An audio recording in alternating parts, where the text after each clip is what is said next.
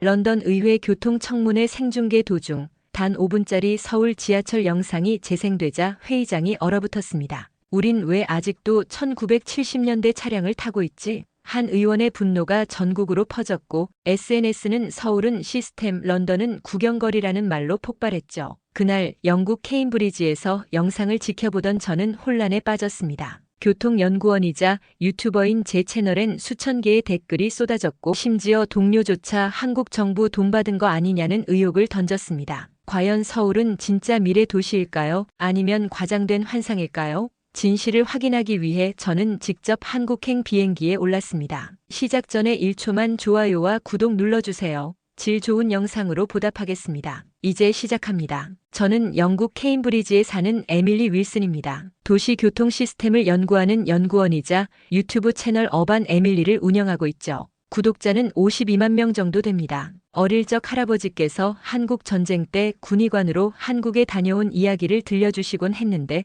그때만 해도 한국은 저에게 먼 나라의 옛 기억일 뿐이었습니다. 그런데 그 모든 것이 바뀐 날이 있었어요. 2024년 11월 15일 영국 런던 의회 교통청문회가 생중계되던 날이었습니다. 저는 평소처럼 연구실에서 영상을 시청하고 있었는데 갑자기 회의장 스크린에 낯선 영상이 재생되기 시작했습니다. 지하 수십 미터 깊은 곳에서 수천 명의 사람들이 한치의 혼란도 없이 정돈된 동선으로 움직이고 있었어요. 열차는 초 단위로 정확히 도착했고 모든 승객이 스마트폰으로 실시간 정보를 확인하는 모습이 펼쳐졌습니다. 화면 상단에는 서울 지하철 러시아워라는 자막이 떠 있었죠. 처음에는 의원들도 그저 해외 도시 홍보 영상 정도로 여겼을 겁니다. 하지만 5분이 지나자 회의장 분위기가 완전히 바뀌었어요. 웅성거리던 소음이 점차 사라지더니 마침내 믿기 힘든 정적이 회의장을 휩쌌습니다. 우린 왜 아직도 1970년대 차량을 타고 있는 거지? 한 하원 의원이 참지 못하고 책상을 내리쳤습니다. 그 소리가 마이크를 타고 전국으로 퍼져나갔어요. 순간 의회장은 논쟁으로 들끓기 시작했습니다. 이건 단순한 교통 문제가 아니라 국가 경쟁력의 붕괴야. 우리 아이들이 미래를 잃고 있어. 생중계를 보던 저도 충격을 받았습니다. 런던 지하철의 낡은 시설과 잦은 지연을 매일 겪고 있던 터라 그 영상 속 모습이 더욱 대조적으로 다가왔거든요. 소셜미디어는 순식간에 폭발했습니다. 서울 지하철과 런던 위기 해시태그가 동시에 트렌드에 올랐고 영국 네티즌들의 격렬한 토론이 시작됐어요. 서울은 이미 22세기를 달리는데 런던은 여전히 석탄 냄새 속에 있다. 이건 단순한 철도가 아니라 우리 사회의 후진성을 비추는 거울이야. 기성 언론도 가세했습니다. BBC는 교통의 격차가 곧 삶의 격차라는 헤드라인을 내걸었고 파이낸셜 타임즈는 사설에서 서울은 시스템이고 런던은 구경거리다라고 신랄하게 비판했어요. 5분짜리 영상 하나가 영국 전체를 뒤흔들고 있었습니다. 그때만 해도 이 영상이 제 인생을 송두리째 바꿔놓으리라는 건 상상도 못했죠. 생중계가 끝나고 저는 연구실 책상에 그대로 앉아 있었습니다. 머릿속이 복잡했어요. 제 유튜브 채널 알림음이 끊임없이 울려댔고 댓글 수가 실시간으로 치솟고 있었거든요. 평소 하루에 100개 정도 달리던 댓글이 벌써 1000개를 넘어서고 있었습니다. 에밀리, 지금 뉴스 켜봐. 런던 의회가 한국 지하철 영상 때문에 뒤집혔대. 교통 전문가인 당신이 이 상황을 어떻게 보는지 알려줘. 구독자들의 간절한 목소리가 화면 너머로 전해졌어요. 하지만 저는 어떻게 대답해야 할지 몰랐습니다. 그 영상이 진짜일까요? 아니면 과장된 선전일까요? 그때 연구소 동료인 제임스가 제 책상으로 다가왔어요. 그의 표정은 평소와 달리 차가웠습니다. 에밀리, 혹시 한국 정부로부터 후원받는 거 아니야? 순간 제 등골이 서늘해졌습니다. 제임스는 계속 말했어요. 요즘 한국이 소프트 파워 확산을 위해 해외 인플루언서들에게 돈을 주고 홍보시킨다던데. 너도 그런 거 아냐? 무슨 소리야? 나는 그런 적 없어. 하지만 제임스의 의심 어린 눈빛은 사라지지 않았습니다. 그 순간 저는 깨달았어요. 만약 제가 한국을 긍정적으로 다룬다면 사람들이 저를 어떻게 볼지 말이에요. 그날 저녁 집으로 돌아가는 지하철 안에서 저는 깊은 고민에 빠졌습니다. 노후된 런던 지하철 좌석에 앉아 창밖의 어둠을 바라보며 할아버지 이야기를 떠올렸어요. 할아버지는 한국 전쟁에서 돌아온 후 항상 말씀하셨거든요. 에밀리아, 진실은 때로 불편하지만 반드시 마주해야 한다. 집에 도착해서 노트북을 켰더니 제 채널 구독자 수가 52만 명에서 54만 명으로 늘어 있었어요. 하지만 댓글들은 점점 더 격렬해졌습니다. 에밀리가 한국 홍보에 매수된 거 아냐? 영국 교통 시스템 비판하면서 돈 받는 거지. 이제 믿을 수 없어. 구독 취소한다. 반대로 저를 지지하는 목소리도 있었어요. 진실을 말하는 게 뭐가 잘못인가? 우리도 발전해야 하는 거 아닌가? 댓글창은 마치 전쟁터 같았습니다. 저는 키보드 앞에서 한참을 망설이다가 결국 짧은 영상 하나를 올렸어요. 여러분, 저는 한국으로부터 어떤 후원도 받지 않았습니다. 다만 교통연구자로서 궁금할 뿐이에요. 그 영상 속 모습이 정말일까요? 영상을 올리고 나니 마음이 한결 가벼워졌어요. 하지만 동시에 두려움도 몰려왔습니다. 이 길을 계속 가면 어떻게 될까요? 연구소에서 제 위치가 위태로워질 수도 있고 유튜브 채널마저 위험에 빠질 수도 있어요. 그날 밤 침대에 누워서 천장을 바라보며 생각했습니다. 할아버지가 살아계신다면 뭐라고 하실까요? 아마 이렇게 말씀하실 것 같아요. 에밀리아, 진실을 위해서라면 어떤 위험도 감수해야 한다. 그 순간 저는 결심했습니다. 직접 확인해 보겠다고요. 다음 날 아침 연구소에 출근하자마자 소장님이 저를 사무실로 불러들였습니다. 마이클 소장님의 표정은 평소보다 훨씬 엄격했어요. 책상 위에는 제 유튜브 채널이 띄워진 노트북이 놓여 있었습니다. 에밀리, 요즘 채널 활동이 좀 과격해지는 것 같은데. 소장님의 목소리는 차분했지만 경고의 의미가 담겨 있었어요.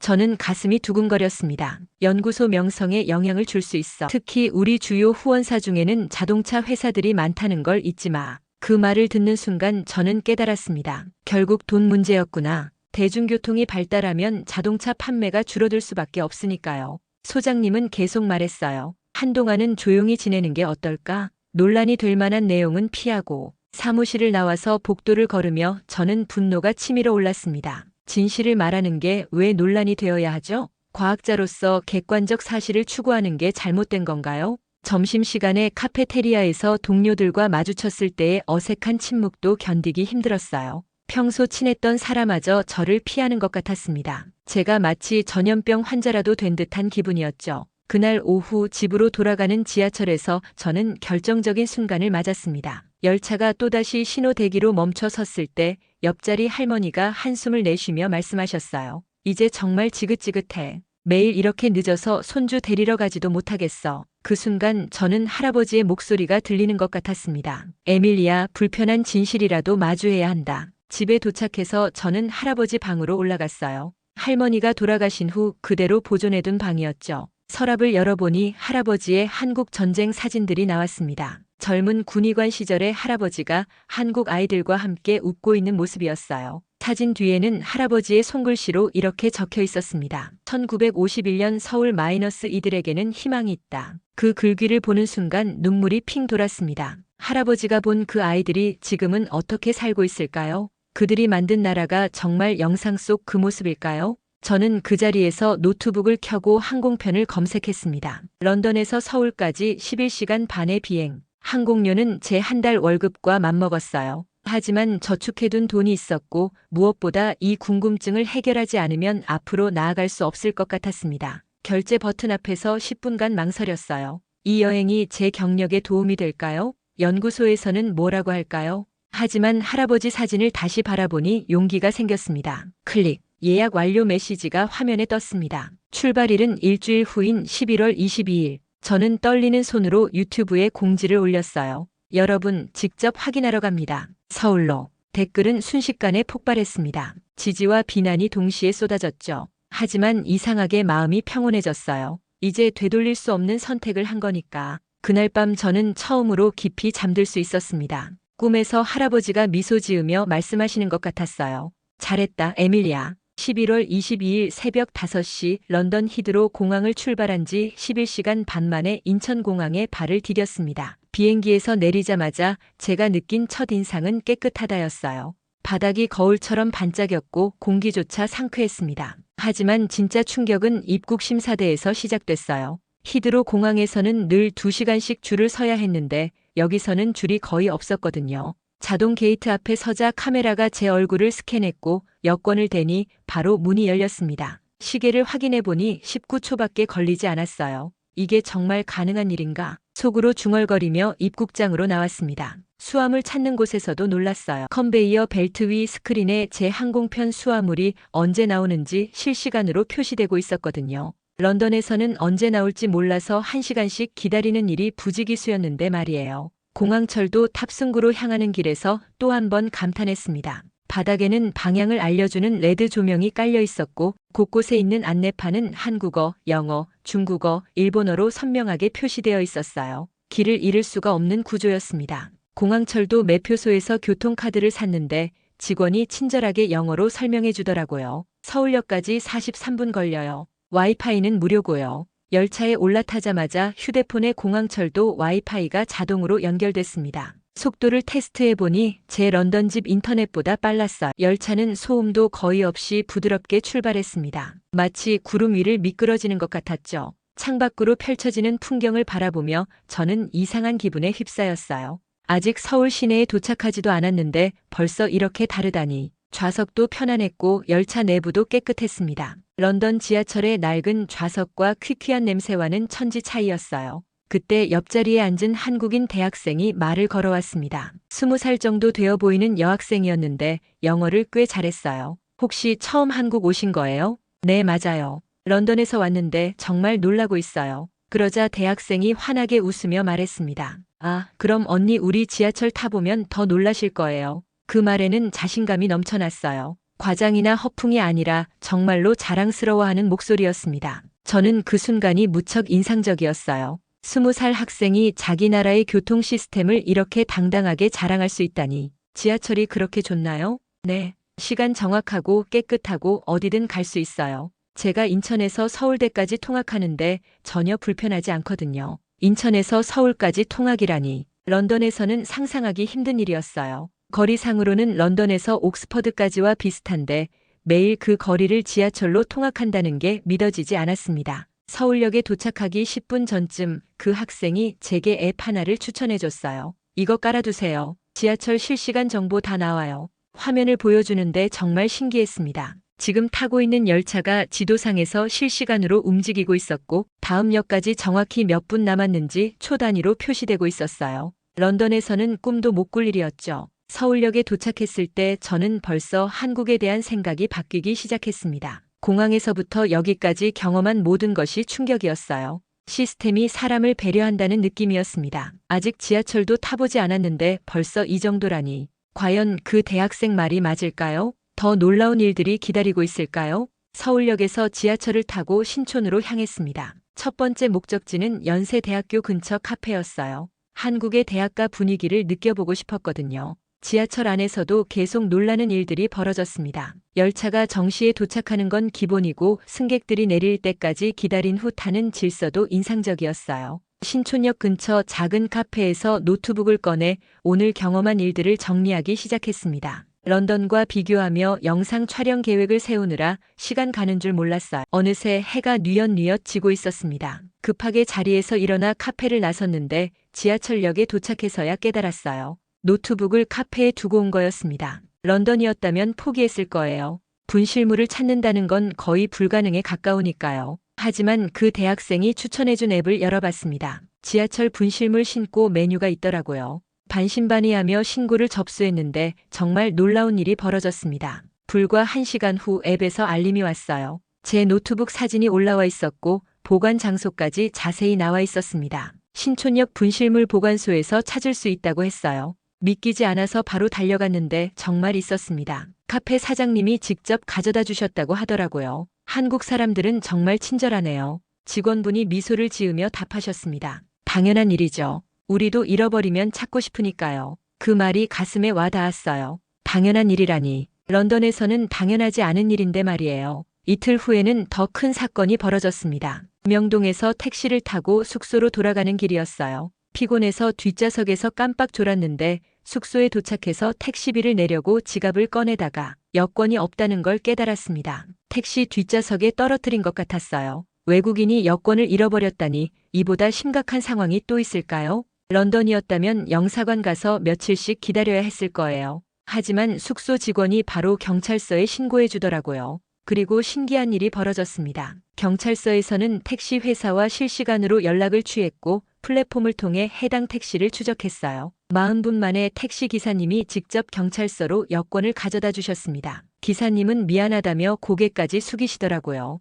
죄송합니다. 제가 더 주의 깊게 확인했어야 했는데 정말 감동이었어요. 시스템도 놀랍지만 사람들의 마음씨가 더 따뜻했습니다. 하지만 가장 잊을 수 없는 순간은 사흘째 되는 날 벌어졌어요. 종가격 앞에서 갑자기 비가 내리기 시작했습니다. 우산을 가져오지 않은 저는 건물 처마 밑에서 비가 그치기를 기다리고 있었어요. 런던에서는 흔한 일이라 별로 당황스럽지 않았거든요. 그런데 한 시내버스가 제 앞에 멈춰 서더라고요. 문이 열리고 버스 기사님이 손짓으로 저를 부르시는 거예요. 뭔가 싶어서 다가가니 여분 우산 하나를 건네주시더라고요. 이거 쓰세요. 비 맞으시면 안 돼요. 그리고는 제가 고맙다는 말도 하기 전에 문을 닫고 출발하시는 거였어요. 그 순간 정말 울컥했습니다. 한국어도 제대로 못하는 외국인을 위해 버스를 세우고 우산까지 주다니. 이런 일이 실제로 일어날 수 있는 건가요? 비를 맞으며 걸어가면서 저는 깨달았어요. 한국의 진짜 힘은 첨단 기술이 아니라 사람의 마음이었습니다. 기술은 도구일 뿐이고 그 도구를 따뜻하게 만드는 건 결국 사람들의 배려심이었어요. 지하철이 정시에 운행되는 것도 분실물을 찾아주는 것도 모든 게 사람을 먼저 생각하는 마음에서 나온 거였습니다. 그날 밤 숙소에서 3가지 경험을 영상으로 정리하며 생각했어요. 런던에서는 상상도 할 수 없는 일들이었습니다. 시스템 속에 사람의 온기가 녹아있는 도시, 그게 바로 서울이었어요. 서울에 온 지 나흘째, 드디어 가장 기대하던 순간이 왔습니다. GT 시승이었어요. 한국 사람들이 그렇게 자랑하던 광역급 행철도를 직접 경험해 볼 차례였습니다. 아침 8시 삼성역 지하 40 깊이로 내려갔어요. 엘리베이터를 타고 내려가는데 귀가 먹먹해질 정도였습니다. 런던 지하철도 깊긴 하지만 이 정도는 아니었어요. 플랫폼에 도착하니 정말 놀라웠습니다. 지하 이렇게 깊은 곳인데도 마치 지상에 있는 것 같았어요. 조명이 환하고 공기도 깨끗했습니다. 플랫폼 스크린 도어에는 다음 열차 도착 시간이 초 단위로 표시되고 있었어요. 3분 27초, 20초, 25초. 정말 정확하게 카운트다운 되더라고요. 런던에서는 곧 도착합니다라는 모호한 안내만 나오는데 말이에요.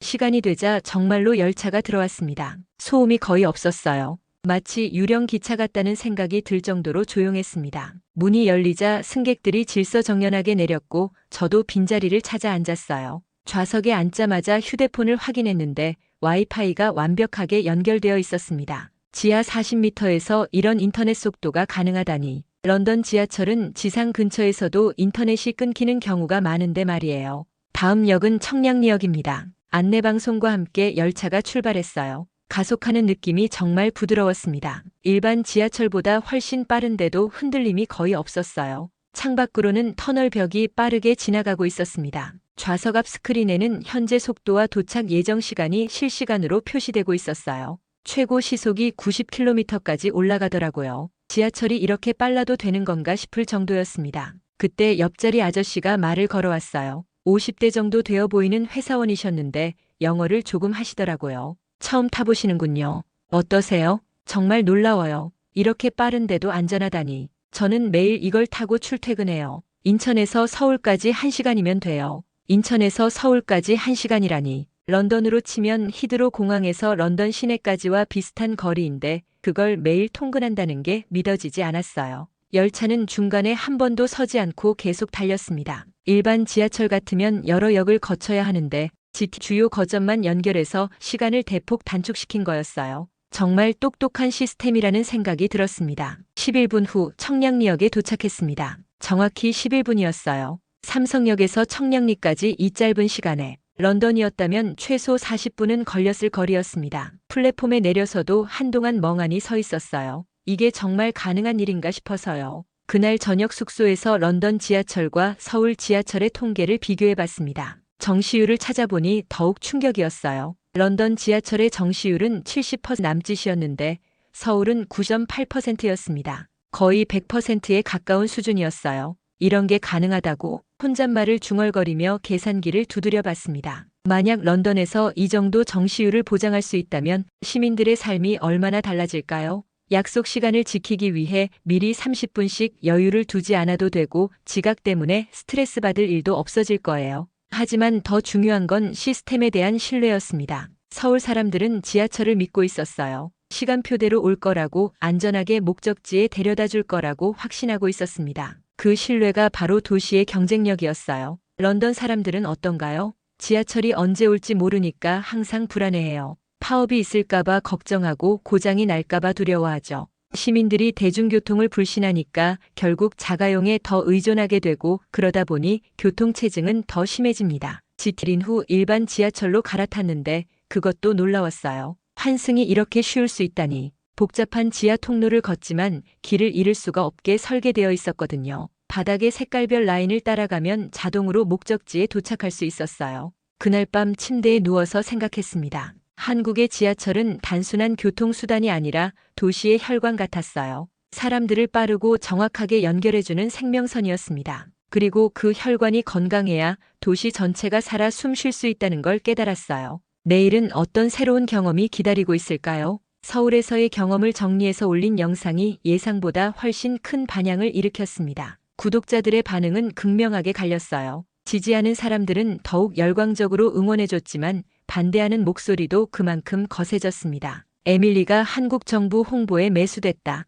영국을 깎아내리려고 일부러 과장하는 거야. 이제 믿을 수 없어. 구독 취소한다. 댓글창이 전쟁터가 됐어요. 하루에 1000개씩 쏟아지는 댓글 중 절반은 저를 비난하는 내용이었습니다. 처음에는 무시하려고 했지만 점점 감정적으로 힘들어졌어요. 특히 제 연구 자체를 의심하는 댓글들이 가장 상처였습니다. 런던으로 돌아온 지 사흘 만에 연구소에서 연락이 왔습니다. 마이클 소장님이 긴급 면담을 요청했다고 했어요. 사무실에 들어서자 소장님의 표정이 평소보다 훨씬 어두웠습니다. 에밀리, 문제가 생겼어. 책상 위에는 여러 신문 기사들이 펼쳐져 있었어요. 제 이름이 적힌 기사들이었습니다. 모두 부정적인 내용이었죠. 주요 후원사들이 불만을 제기하고 있어. 특히 자동차 회사들이 강하게 항의했어. 그때 저는 깨달았습니다. 결국 돈 문제였구나. 대중교통이 발달하면 자동차 판매에 악영향을 미치니까 후원사들이 민감하게 반응하는 거였어요. 내가 한국을 너무 이상화했다는 비판도 있어. 객관성을 잃었다는 거지. 하지만 소장님, 제가 본 건 사실이에요. 사실이라도 균형 잡힌 시각이 필요해. 한국의 문제점들도 언급했어야 했어. 그 순간 BBC 라디오에서 인터뷰 요청이 왔습니다. 처음에는 거절하려고 했지만 소장님이 나가라고 하시더라고요. 제 입장을 해명할 기회라면서 말이에요. BBC 스튜디오에 도착했을 때 진행자 데이비드 톰슨의 첫인상은 그리 좋지 않았어요. 차갑고 계산적인 느낌이었습니다. 생방송이 시작되자마자 그의 본색이 드러났어요. 과장된 것 아닙니까? 당신의 한국 찬양이? 과장이 아니라 제가 직접 경험한 사실입니다. 하지만 말이죠. 한국 지하철의 막대한 적자는 어떻게 설명할 건가요? 그때부터 저는 함정에 빠진 기분이었어요. 진행자는 한국의 부정적인 면만 계속 물어봤습니다. 파업 문제, 안전사고, 운영 적자. 제가 경험한 긍정적인 부분은 전혀 언급하지 않으려고 했어요. 문제는 있지만 시민들의 체감은 전혀 다릅니다. 제가 이렇게 답하자 진행자의 얼굴이 굳어졌어요. 마치 제가 예상과 다른 답변을 해서 짜증이 난다는 표정이었습니다. 그렇다면 왜 영국 시스템을 비판하는 거죠? 애국심이 부족한 건 아닌가요? 애국심과 객관적 평가는 다른 문제입니다. 방송이 끝나고 나서 진행자가 마이크를 끄며 중얼거렸어요. 고집불통이군, 참으로. 스튜디오를 나오는 길에 제 휴대폰이 울렸습니다. 연구소 동료 제임스였어요. 하지만 그의 목소리는 평소와 달랐습니다. 에밀리, 이제 그만해. 너 때문에 연구소 전체가 곤란해지고 있어. 무슨 말이야? 후원사들이 협력 중단을 검토하고 있다고 해. 내 때문에 말이야. 그 순간 온몸에 힘이 빠졌어요. 제가 진실을 말했을 뿐인데 왜 이런 일이 벌어지는 걸까요? 집에 돌아와서 유튜브 댓글을 확인했는데 상황은 더 악화되어 있었습니다. 조직적으로 악성 댓글을 다는 것 같았어요. 같은 논리, 비슷한 문장들이 반복되고 있었거든요. 배신자 에밀리, 한국 돈에 매수된 가짜 연구자, 영국을 팔아먹는 매국노. 그날 밤 침대에 누워서 천장을 바라보며 생각했어요. 진실을 말하는 사람은 언제나 빌런을 만나게 되는구나. 기득권층에게는 현상 유지가 가장 중요하니까 변화를 요구하는 목소리를 적으로 여기는 거죠. 할아버지가 살아계셨다면 뭐라고 하셨을까요? 아마 이렇게 말씀하셨을 것 같아요. 에밀리야, 진실은 항상 외로운 길이다. 하지만 그 길을 걸어야 하는 사람이 있어야 세상이 변한다. 하지만 그 길이 이렇게 험난할 줄은 몰랐어요. 과연 제가 끝까지 버틸 수 있을까요? 일주일 후 연구소에서 최후 통첩이 왔습니다. 마이클 소장님이 저를 다시 사무실로 불러들였어요. 이번에는 인사팀장도 함께 있었습니다. 분위기가 예사롭지 않았죠. 에밀리, 유감스럽게도 내 채널 활동을 중단해달라고 요청해야겠어. 소장님의 목소리는 단호했습니다. 더 이상 협상의 여지가 없다는 뜻이었어요. 만약 거부한다면 연구소와의 계약 해지를 검토해야 할 것 같아. 그 순간 제 앞에 두 개의 길이 놓였습니다. 안전한 길과 위험한 길. 연구소에 남아서 조용히 지내거나 아니면 제 신념을 지키며 불확실한 미래로 나아가거나. 시간을 주세요. 내일까지 답변 드릴게요. 그날 저녁 집에 돌아와서 유튜브 채널을 확인했는데 놀라운 일이 벌어져 있었어요. 구독자 수가 54만 명에서 60만 명으로 늘어 있었거든요. 악성 댓글도 여전히 많았지만 지지하는 댓글들이 더 많아졌어요. 에밀리, 용기를 잃지 마세요. 진실을 말해줘서 고마워요. 런던 시장이 한국식 교통 시스템 도입을 검토하기 시작했다는 뉴스 봤어요. 마지막 댓글을 보고 급하게 뉴스를 검색했습니다. 정말이었어요. 런던뿐만 아니라 맨체스터, 버밍엄에서도 실시간 교통 정보 시스템 도입을 논의하기 시작했다는 기사가 나와 있었어요. 제 영상이 작은 변화의 씨앗이 되고 있었습니다. 다음 날 아침 연구소로 가는 버스 정류장에서 저는 가방에서 한국에서 받은 교통카드를 꺼냈어요. 그리고 그날 비 오는 날 버스 기사님이 주신 우산도 함께 들고 있었습니다. 이 작은 물건들이 저에게는 큰 의미였어요. 그때 깨달았습니다. 한국에서 배운 건 단순한 기술이 아니었어요. 정시에 오는 지하철, 깨끗한 시설, 빠른 속도. 그런 것들도 중요하지만 진짜 중요한 건 따로 있었습니다. 사람을 먼저 생각하는 마음이었어요. 분실물을 찾아주는 시스템, 외국인을 배려하는 다국어 안내, 비 오는 날 우산을 건네주는 따뜻한 마음. 기술은 도구일 뿐이고 그 도구를 인간답게 만드는 건 결국 사람들의 배려심이었습니다. 연구소에 도착해서 소장님께 답변을 드렸어요. 죄송하지만 채널 활동을 계속하겠습니다. 그럼 계약 해지는 각오하고 있는 거지? 네, 각오하고 있습니다. 소장님의 얼굴이 굳어졌지만 저는 후회하지 않았어요. 오히려 속이 시원했습니다. 드디어 제 길을 선택한 거니까요. 그날부터 저는 완전히 독립적인 유튜브 크리에이터가 됐어요. 광고 수익과 후원금으로 생계를 유지하면서 더욱 자유롭게 활동할 수 있게 됐습니다. 연구소의 눈치를 볼 필요가 없어지니까 더 솔직하고 날카로운 콘텐츠를 만들 수 있었어요. 몇 달 후 런던 교통청에서 저에게 자문 요청이 왔습니다.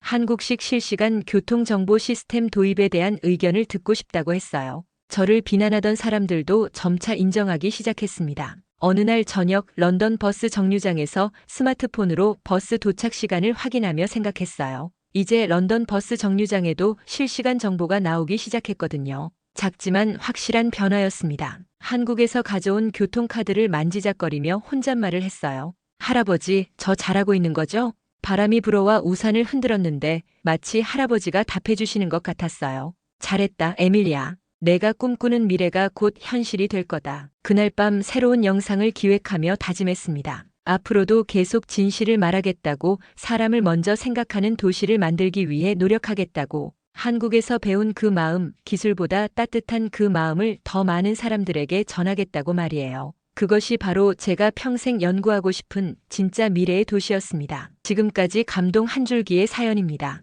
오늘도 함께 해주셔서 진심으로 감사드립니다. 구독과 댓글로 좋은 영상 제작에 힘이 되어주세요. 구독자님, 평안한 하루 보내시고 내일은 더 따뜻한 이야기로 찾아뵐게요. 고맙습니다.